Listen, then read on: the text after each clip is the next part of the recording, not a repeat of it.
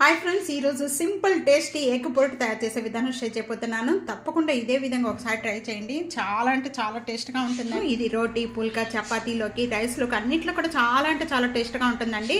నా వీడియోని సబ్స్క్రైబ్ చేయని వాళ్ళు ఇప్పటి వరకు కూడా సబ్స్క్రైబ్ చేసుకోండి. రండి, ఇది ఎలా తయారు చేయాలో చూసేద్దాం. హాయ్ ఫ్రెండ్స్, నమస్తే. Welcome to Anu's kitchen.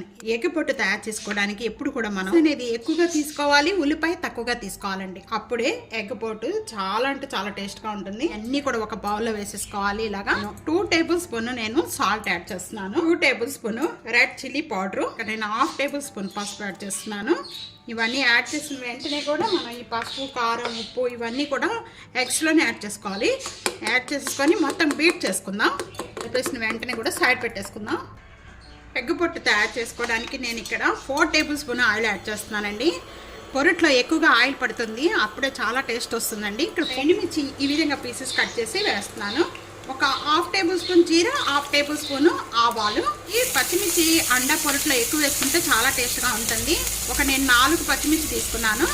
అలాగే ఇక్కడ ఆనియన్స్ కూడా, ఇందులోనే కొద్దిగా కరివేపాకు. ఒకసారి బాగా కలుసుకుందాం. ఇక్కడ మీడియం ఫ్లేమ్లో పెట్టేసి మూత పెట్టేసేసుకొని ఒక 5 మినిట్స్ వరకు కూడా ఉల్లిపాయ అంతా కూడా బాగా మగ్గించేసుకోవాలండి. మధ్య మధ్యలో కొద్దిగా కలుపుకుంటూ ఉండండి.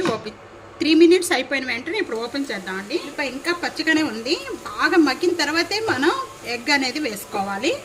మళ్ళీ మూత పెట్టేసేస్తుందాం. 2 మినిట్స్ వరకు కూడా మగ్గిపోతే చాలు. ఒక 5 మినిట్స్ అయిపోయిన వెంటనే ఇప్పుడు ఓపెన్ చేద్దామండి. ఈ బీట్ చేసుకుని పెట్టుకున్న ఈ ఎగ్ అంతా కూడా దీంట్లో యాడ్ చేసేస్తున్నాను.